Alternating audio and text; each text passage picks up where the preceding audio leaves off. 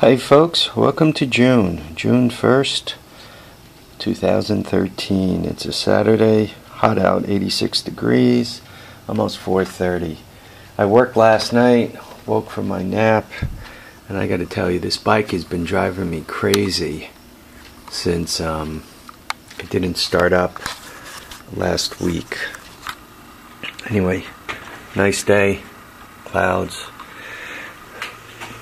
I opened up the flywheel area on this thing again, and I'm looking it over. I have a new stator to put in this thing, so that's not an issue. So the 185 can get a new stator. But I'm just looking at it here, and I'm thinking to myself, could this be as simple as a bad ground? I mean, it doesn't... I don't know if... Well, here, let me back this off. Try to get the focus in a little better. I mean, could it be that simple? I mean, the coil itself ohms out okay. The metal, the plates don't look like they're all delaminated out. So what I'm going to do is I'm going to clean this thing up. I'm going to put it back together again, and we'll see if that works. Maybe also what I'm going to do, maybe it wouldn't be a bad idea to run a little of the copper from this hole to this hole. I bolted the stator. You can see these two bolts take the stator out, so this whole thing should come out. And it doesn't seem to want to come loose, so I'm not exactly...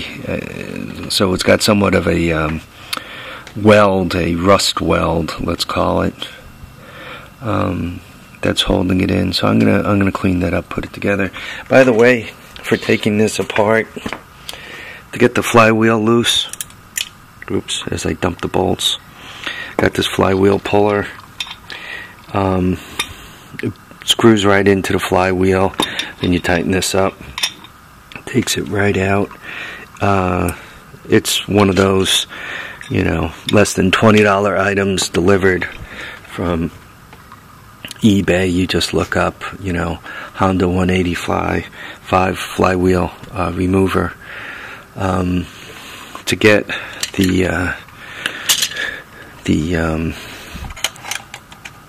these guys loose without chewing them up. The puller wasn't up here, so I tried the old, vice grip on the outside, tried to give it a spin. That didn't work, so I had to go down to the garage and get the little impact. These two are less than 20 bucks. Having the right tools to do this kind of work makes it so that you don't round things, screw things up, batter them, break things, and quite honestly make it so that you can't work on it. It's like beating on this thing. You can end up mushrooming it up, and then you can't put a bolt on it. I've seen some bikes on eBay being sold with that mushroomed up. It makes them basically worthless. I mean, you got to do a complete tear apart, replace the crank, which means you got the transmission and everything else in pieces. You got a gasket set. By the time you put a crank and a gasket set into one of these engines, you got over $100 in it. You really got to wonder what you're up to. So having the right tools, and the right tools aren't expensive. I mean, these 6-point quarter-inch drive, this is Harbor Freight crap. They had a special because they were missing the smallest one. You can see the smallest one doesn't match because I added it. I think I paid $4 for that. It was on their clearance. So having the right tools make things easier. Picked this up at one of the markets. This was new, but it's an extendable ratchet. I really like that. Like that kind. The one-handed man. Tommy Shoes, one-handed man. So anyway, just using the right tools makes life easier. Alright, I'm going to clean this up, put it back together again. Hopefully the next video you'll see is it running. I changed everything on this bike. My last video was the 8 pieces of spark. I've changed everything on this bike except the harness and the primary coil, you want to call it, the stator, this guy. This is the one for the lights, and this is the one for the spark. Anyway, so I've changed everything except this guy and the harness. So I'm looking at that ground. I'm wondering if that perhaps isn't it. When I put it together, Musty One suggested checking the timing again, and I'll do that to make sure that the firing, this guy, that is matched to here, and the flywheel such that it's firing in the right place. Musty One also recommended using a spark tester.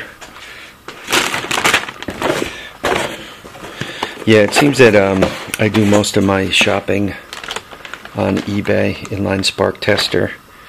And I've also bought its cheap cousins.